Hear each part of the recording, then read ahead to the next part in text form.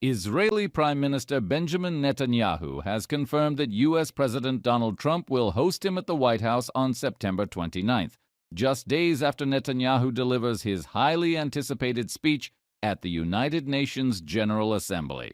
But this isn't just another diplomatic visit. The announcement comes as Israel intensifies its military offensive in Gaza City, and as Netanyahu issues a chilling ultimatum to Hamas. Speaking from Jerusalem, the Prime Minister warned that if even a single hostage is harmed, Israel will respond with unprecedented force. His message to Hamas leadership was crystal clear. You will have no shelter.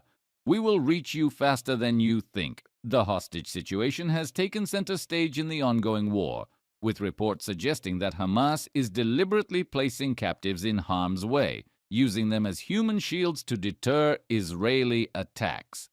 Netanyahu, in coordination with Trump, expressed horror at these tactics, calling them barbaric.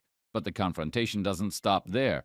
Netanyahu also took direct aim at Qatar, accusing the Gulf state of actively supporting Hamas.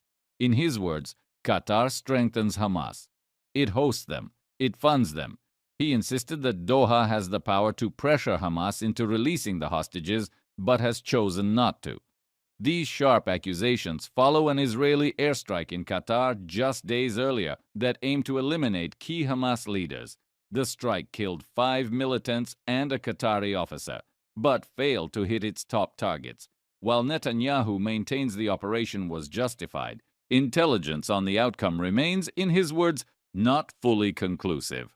Arab governments reacted with fury, convening an emergency summit in Doha, where Palestinian Authority President Mahmoud Abbas joined Qatar's leadership to condemn the Israeli action. Meanwhile, U.S. Secretary of State Marco Rubio, who visited Israel shortly before the strike, refrained from criticizing the attack. Instead, he emphasized that the U.S. is focused on what happens next, namely the complete dismantling of Hamas as a military force. Domestically, Netanyahu also faced a storm of criticism for describing Israel's future as that of a super Sparta, a term that rattled investors and triggered market jitters. At the press conference, he downplayed the reaction, saying it was a misunderstanding and reaffirming confidence in Israel's economy. He claimed the real issue was political pressure from European governments influenced by, as he put it, extreme Islamic minorities. The economic fallout led to reported tensions within Netanyahu's own cabinet. Finance Minister Bezalel Smotrich refused to join the press conference, allegedly telling Netanyahu, "You caused the damage, you fix it." As the war continues, more than 370,000 Palestinians have evacuated Gaza City, according to IDF estimates. Netanyahu emphasized that the evacuation is critical for ending the conflict quickly and decisively. He also hinted at the possibility, though not yet an active policy, of encouraging broader voluntary departure of Palestinians from the Strip. At the same time, Netanyahu denied reports of internal divisions with IDF Chief of Staff Eyal Zamir over the war's direction, calling them false and damaging.